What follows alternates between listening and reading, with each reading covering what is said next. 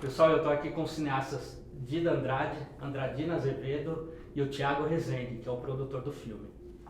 Tudo bom, pessoal? Boa tarde, prazer. Thiago, tudo bem? Tudo ótimo. Eu queria começar perguntando para vocês filmaram na pandemia. Isso. Como é filmar na pandemia? A gente sabe que dá problemas de custos, de relação entre a equipe e atores. Como é fazer um filme na pandemia? Queria saber de vocês também, porque mudou tudo para vocês também, né? É um cenário bem desafiador, assim. Se não tiver uma vontade e uma cooperação de 100% da equipe, elenco e todo mundo, é um processo que não chega na reta final, assim. A parte de custo tem um impacto aí de no mínimo 10% de aumento financeiro, seja com os protocolos, com custo de teste, custo de EPI, o ritmo de filmagem é um ritmo mais lento também, porque isso impacta a preparação de maquiagem, no dia a dia, bota máscara, tira máscara. Vou te falar assim que é bem desafiador. Muito difícil. É só o teste que a gente ia fazer quase todo dia, a gente testava. Sim. Os atores e nós da direção que estávamos próximos, a gente testava todo santo dia. Sim. Então, ou seja, quando você chegava no set, você já perde ali meia hora ali para testar, que já come do seu dia, que já é uma diária puxada. E pra gente como diretor, o pior de tudo era cortar. Porque você corta, daí vem a galera do protocolo, vem máscara, põe máscara, o que, tal. Então tinha hora, bicho, quem tava com a câmera ali, vai ter que fazer o take, não corta, sabe? Vamos começar de novo. E a galera, não, vai cortar, não vai. Não, deixa rodando. Daí os caras, puta, vai fazer um arquivo longo, vai ter muito HD. Mas pelo amor de Deus, não vamos cortar, porque cada hora que cortava, além de você ter o corte que desconcentra, vem claquete e tal, mas era a coisa do tem que voltar a máscara, daí vai álcool na mão, não sei o que, tira do saquinho, não sei. Então não é moleza. Mas faltou fazer essa homenagem na coletiva para os produtores que repararam que não tinha como o mercado ficar parado. O rapaz que fez o Sony estava vendendo os vinis dele. Tava todo mundo sem grana, todo mundo desesperado, os atores sem grana. Então eu deixo aqui meu cumprimento não só a Morena, mas a todos os produtores que resolveram enfrentar isso, cara, com o peito aberto, com máscara PFF2, com teste. Obviamente era um risco, mas felizmente a gente não teve nenhum problema de contágio e conseguimos ver que dá para o cinema não parar, mesmo num estado pandêmico. Sim. Agora, vocês comentaram na coletiva, né, que vocês antes tinham feito 2 longas e 3 curtas na guerrilha. Completamente dependente. Eu faço muito isso, sei como é difícil. E a gente sabe o quanto é o sonho para todo cineasta ter uma produtora como Marisa Leão, como o Thiago, o pai dele, que é um dos maiores diretores do Brasil, a irmã. Esse é o cara. Então, e aí queria saber com vocês como foi isso, como foi que eles resolveram convidar vocês, como que aconteceu tudo isso para vocês de repente perceberem que deram um salto tão alto assim na carreira. Eu acho que a gente nunca deixou de trabalhar, né, eu e o Diego, então a gente já trabalhava junto assim diariamente, escrevendo projeto, filmando, montando, tentando lançar, escrevendo de novo, entrando no edital, não conseguindo dinheiro. Isso foi durante 14 anos da nossa vida, assim, diariamente. Só que o tempo inteiro a gente estava trabalhando, né? Assim como a gente está agora e assim como esperamos estar daqui a 10 e 20 anos. E aí uma hora aconteceu, né? Uma hora, quando você está trabalhando, uma hora a oportunidade aparece para você e você só tem que estar trabalhando nessa hora que a oportunidade aparecer. E graças a Deus, a gente já tinha tido o primeiro longa em Gramado, já tínhamos ganhado prêmio lá. E quando a gente voltou de Gramado com o primeiro longa, a gente achou que nossa vida ia mudar. E não, assim, foi muito bom para nossa carreira, mas não mudou assim em termos financeiramente ou da possibilidade de fazer o próximo filme. Mas a gente fez um segundo longa também, novamente sem grana, e tivemos a sorte da Marisa estar no júri do edital, do festival de Gramado, em 2019. Ela conheceu nosso trabalho, acabou nos conhecendo e depois, no meio da pandemia, ela falou com a gente e eles nos convidaram para dirigir o filme. Então foi muito bom, mas foi porque a gente continuou trabalhando e obviamente no meio disso e antes disso a gente tinha muitos motivos para desistir, né? Uma coisa que eu me pergunto todos os dias é Se a Marisa não estivesse em 2019 como júri no Festival de Gramado, será que nós estaríamos dirigindo? Hoje a gente está dirigindo um outro projeto grande, mas será que a gente teria conseguido essa sorte? Sim. Essa é uma pergunta que eu faço. E como eu gostaria que a oportunidade que o Thiago nos deu, a humildade da Marisa ter ido viajar para Gramado, para ser júri, como seria bom se os outros produtores fizessem o mesmo, né? Não só com diretores, mas atores. Você pega o Nelson Freitas, que até então ele estava muito focado, acabou indo muito para comédia. O Thiago ter chamado ele para fazer o Ike, ele com quase 60 anos ele vai ter uma vida inteira para fazer outros papéis que nunca teve. Então agora, para terminar, que o tempo está acabando, eu queria saber de vocês, principalmente você, Thiago, como produtor, como é você fazer um filme contando a história do homem mais rico do Brasil? Imagino que para locações, estrutura, carros, deve ser bem complicado com isso. É uma responsabilidade enorme, acho que, primeiramente, você levar para a tela qualquer biografado, mas ao mesmo tempo é muito instigante, assim, é muito motivador. Eu acho que é isso, sabe? Então, a gente fez o nosso melhor aí, espero que o espectador goste e consiga conhecer um pouco mais do Ike. Esse é o nosso projeto, esse é o projeto do nosso império. Eu resolvi criar uma petroleira, a OGX.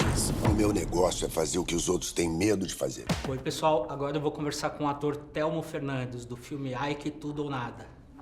Tudo bom, Telmo? Tudo bom? Prazer poder falar contigo. Para os atores é muito importante o período de preparação para fazer um filme, já que vai ficar para a eternidade. Como é fazer a preparação para esse filme em época de pandemia? Pois é, essa é uma excelente pergunta. Foi todo o contexto ali, né? Não só da preparação, da filmagem. Foi um primeiro grande trabalho, pelo menos meu, mas acredito que de boa parte das pessoas do elenco, naquele momento que estavam surgindo primeiras vacinas, né? Tinham tomado aquela coisa das primeira, segunda dose e tal. Então envolvia uma série de coisas, né? Muito medo, né, cara? Eu me lembro que assim, a sensação, eu fui um cara assim que me isolei mesmo, eu lavava compra, esse tipo de coisa, né? Então realmente o cara do álcool, eu fui muito... Trocava o sapato, deixava o sapato na porta. Nossa, tá absolutamente CDF, assim, no sentido da pandemia. Então para mim foi uma coisa muito... Eu já tinha feito um espetáculo no teatro, tinha voltado, que eu tenho um solo, que é o Diário do Farol, e eu tinha feito numa transmissão online dentro do teatro, e eu fiquei muito preocupado, mas deu tudo muito certo e tal. Mas foi realmente o primeiro trabalho, um contato com as pessoas dentro desse contexto. Mas assim, eu acho que desde o início houve uma preocupação na figura da Marisa, do Thiago, da Morena, e nos tranquilizar nesse sentido, que foi tudo muito rigoroso o tempo todo, né? Em termos de protocolo, em termos de segurança. Então, esse temor foi se dissipando à medida que eu via que a coisa estava realmente sob controle. Nunca vai estar 100% sob controle, porque a gente sabe que estava lidando com uma coisa que era muito desconhecida, mas no sentido de que poderia ser feito, estava sendo feito. E isso deu tranquilidade na preparação para a gente poder realmente se jogar, né? E isso aconteceu. Mas foi uma preparação online ou presencial? Presencial. Nós tivemos algumas conversas online, mas o grosso da preparação foi presencial e era fundamental que fosse, né? No caso, particularmente do meu personagem, do Benigno, que é o cara que narra a história, tinha uma relação muito próxima, embora fosse um personagem fictício, mas ali na história tinha uma relação muito próxima com o Ike, de devoção, de extrema amizade, e a gente falava muito da coisa da paixão. E nisso, por mais que eu já admirasse o Nelson, conhecesse o Nelson, a gente nunca tinha trabalhado junto, assim, tão próximos. E era necessário que a gente realmente tivesse que ficasse muito crível isso para poder aparecer na tela. Então era realmente necessário. A gente até citei numa outra conversa que a gente teve ali, que teve um dia de preparação, que o dia da Andradina, eles propunham diversos jogos, diversas situações até fictícias, ou coisas que tinham a ver com o histórico do Ike e tal. E teve um dia que eu e o Nelson acabamos o exercício abraçados, chorando muito, muito, por causa de um processo de preparação que remeteu uma série de coisas, e isso você vê impresso, né, pro filme. E isso é muito legal, isso foi fundamental para mim, esse trabalho. Sim, como você estava falando, o teu personagem é o melhor amigo do Ike, é o que abre os olhos dele para os puxa-sacos, vamos dizer assim. E aí, ao mesmo tempo, você tinha que ter essa proximidade dele e esse problema todo de pandemia, os protocolos, os protocolos quebravam a proximidade, quebravam a... Como dizer assim, quando o ator está envolvido no personagem, quebravam isso ou vocês conseguiam superar? Não, a gente conseguiu justamente pelo que eu falei, porque a gente tinha confiança no que estava, nas medidas que estavam sendo tomadas. Eu não me lembro, sinceramente, de nenhum caso que houve de Covid no elenco durante o processo. Realmente não me lembro, cara. Isso teve... Porque eu acho que todo o cronograma foi cumprido, não houve atraso, foi tudo certinho.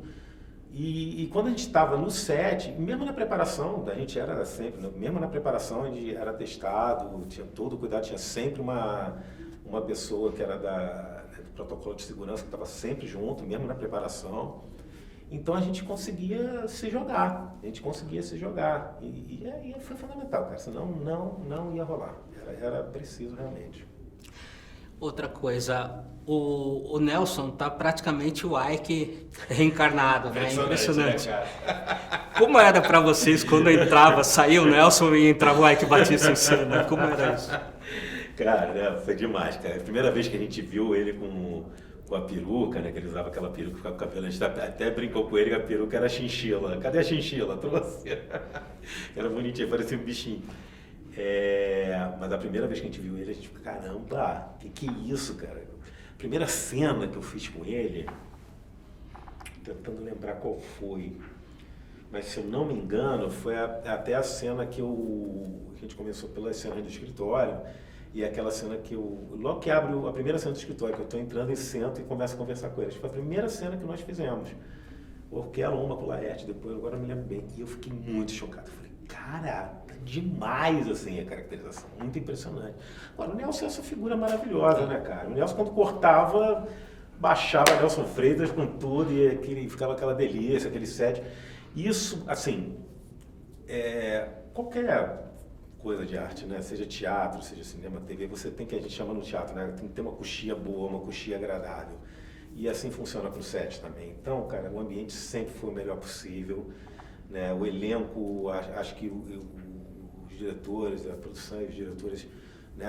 A Cissa, na coisa da produção de elenco, acertaram muito, porque cada ator que está ali está muito bem escalado. Acho que a escalação foi tu vê que tudo comunga ali para dar certo, entendeu? Desde o início. Então, mas como tinha também essa coisa do, praticamente, personagens que são reais e que refletem na ação, o Nelson, que é o Ike, a Luma, né, que é a Carol, que é num ambiente, que é num momento alegórico, onírico e tal, então assim, não tinha... Então, nós, de certa forma, éramos personagens fictícios, porém não, mas sim, né? No meu caso, por exemplo, eu seria um amálgama de vários amigos dele, de várias figuras que passaram em diferentes fases da vida dele. Então isso, de certa forma, tornou mais fácil essa aproximação do que se tivéssemos que fazer, no caso dele, por exemplo, um personagem que realmente existiu. Eu já fiz alguns na minha carreira, em teatro, enfim, em cinema, e eu sei da dificuldade que é. E eu acho que o Nelson fez um trabalho primoroso, assim, acho que ele consegue uma nuance, ele consegue graduar as transformações do personagem, e isso, pra gente, cara, foi uma maravilha, porque vendo o que ele estava conduzindo, a gente só embarcava e ia junto. Nós temos mais de 70 bilhões de barris. Isso equivale a 8 vezes o PIB brasileiro. Alguma pergunta? Será que isso tudo aí cabe num PowerPoint?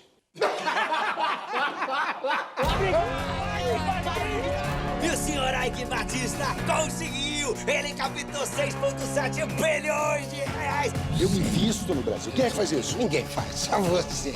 O governador tá na linha. Ele quer saber se pode usar teu avião. De novo? É. Empresta, vai fazer o quê? Oi, pessoal, agora eu vou conversar com o Nelson Freitas, o Ike Batista do filme Ike Tudo ou Nada. Tudo ou Nada? Exatamente. O Thelmo até contou que na filmagem saía o Nelson e entrava o Ike. Como foi para você se transformar em Ike Batista? Cara, foi um desafio muito grande. A gente tem falado isso, hoje é um dia de muitas de coletivas e tudo, né? E tal. É um prazer poder a gente dividir isso com profissionais que vão expandir nosso trabalho. Isso é genial, porque o que a gente está fazendo aqui, né? Você passa ali meses de preparação, depois meses trabalhando, depois são meses para editar tudo, para montar, etc. É um trabalho hercúleo, com centenas, às vezes 1000 pessoas que estão envolvidas naquilo. O que a gente quer? A gente quer que o filme se eternize, a gente quer que aquele filme seja divulgado, né? E vocês fazem parte dessa engrenagem. Então, para mim, especificamente, foi... um desafio gigante, porque como eu comentei lá na coletiva, ele existe, não dá para criar, não dá para inventar a moda. Você tem que pegar características dele e não correr o risco de cair numa caricatura, né? De fazer uma imitação barata da personagem. Então eu peguei algumas coisas, joguei ali no tempero e trazia como é que eu posso dizer? Como é que você me provocou uma coisa que não tinha acontecido ainda hoje? O Ike, ele tem um mindset. O mindset dele é diferente. Dá para fazer. Então eu vou fazer.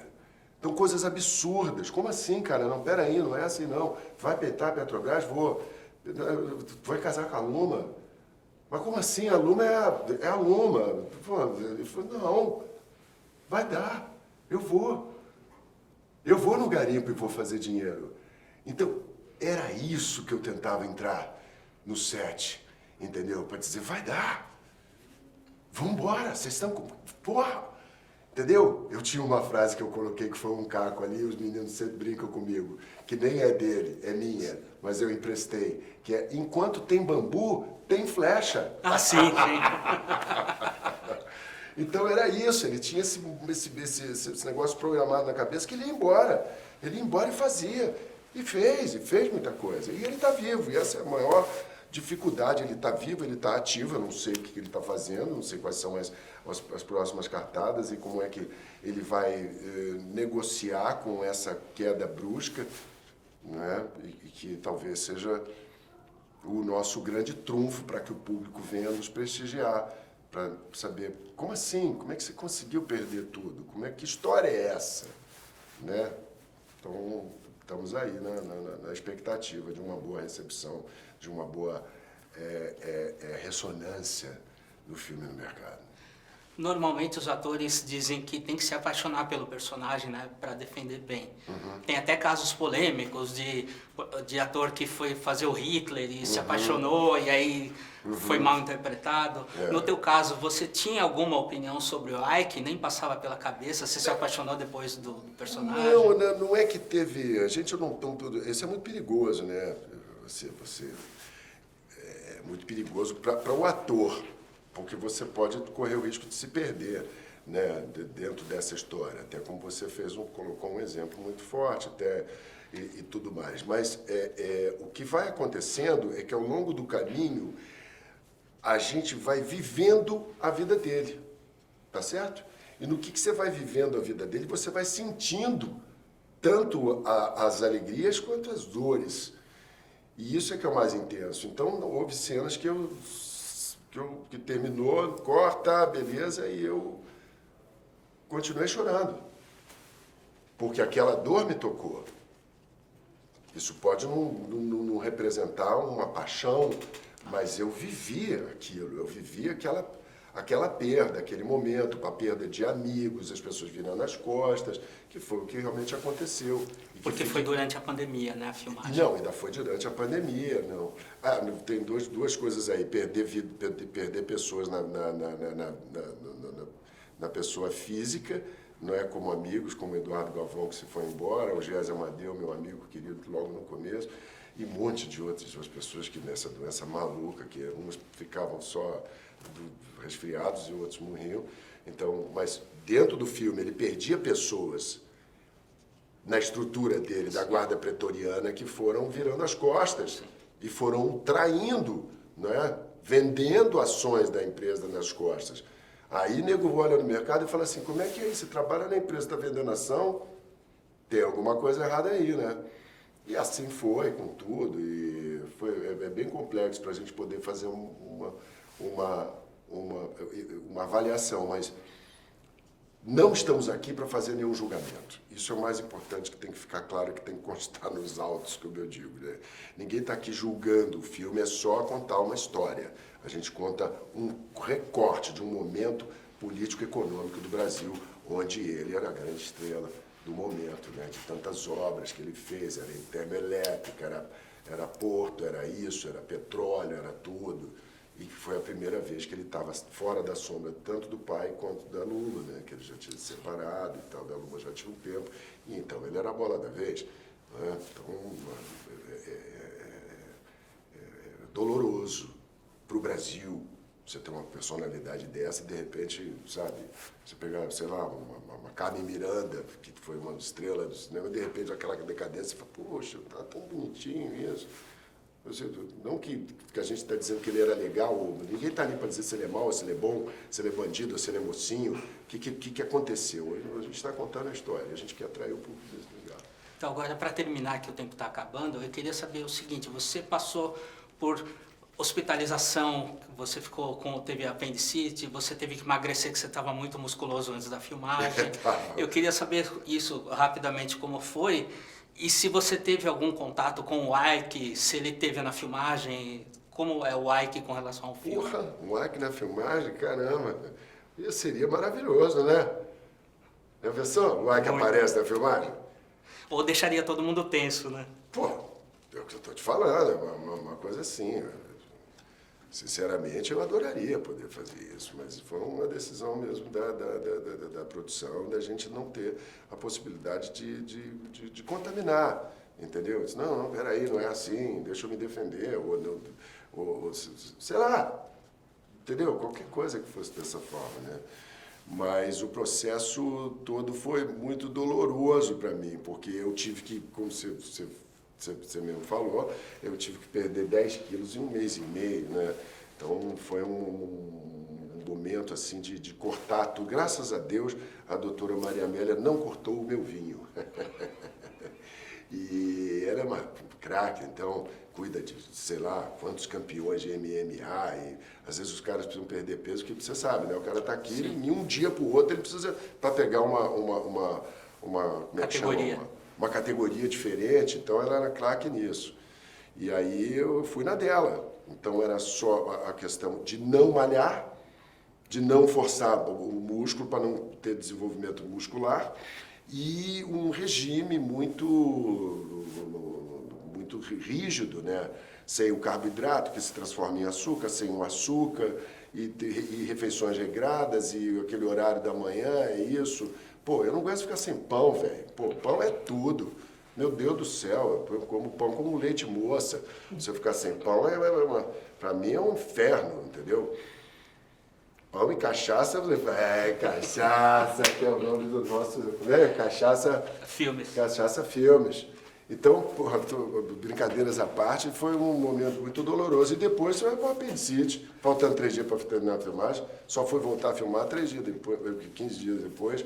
Então teve cenas que foram feitas onde eu não estava, né? Comentamos ali, tem a cena da praia, todo mundo comemorando. Era o meu dublê, o Bismarck, pegando aqui. E eu fiz a voz, mas, entendeu? E aí as pessoas... Mas passa! Sim.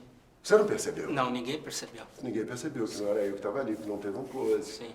E eu no hospital dizendo, filha da... E a produção com dinheiro correndo. Eu queria estar lá fazendo um filme, e eu no hospital todo.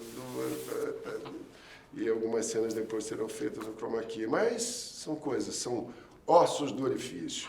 E a gente está aí para isso, entendeu? Para vencer essas barreiras e poder entregar para o público um produto competente, que é isso que a gente fez, entendeu? E a gente espera que tenha uma ressonância boa e que o filme tenha vida longa. Portanto, a partir do dia 22 de setembro, num cinema perto de você. Ai, que isso é especulação. Você vai ser processado.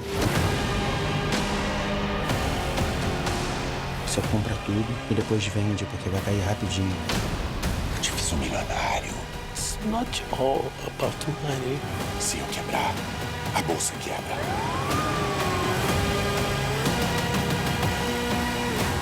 Eu vou ser o homem mais rico do mundo. Oi, pessoal do Cachaça Filmes, aqui é Thelmo Fernandes, eu faço Benigno no filme Ike, Tudo ou Nada, e eu quero convidar vocês a chegar nos cinemas para assistir a partir do dia 22 de setembro esse filme que eu tenho certeza vocês vão curtir para entender essa figura controversa aí da nossa história. Valeu!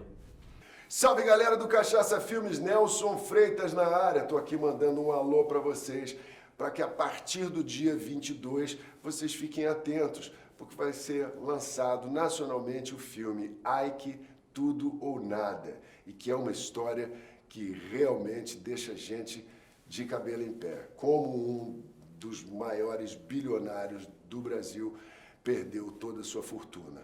Eu acho que você vai querer saber dessa história. Espero vocês por lá. Aquele abraço. Muitas pessoas nos taxaram de malucos. Quando que a empresa vai extrair petróleo? Mas hoje, Não tem petróleo. Eu tô procurando e eu vou encontrar. o sonho virou realidade.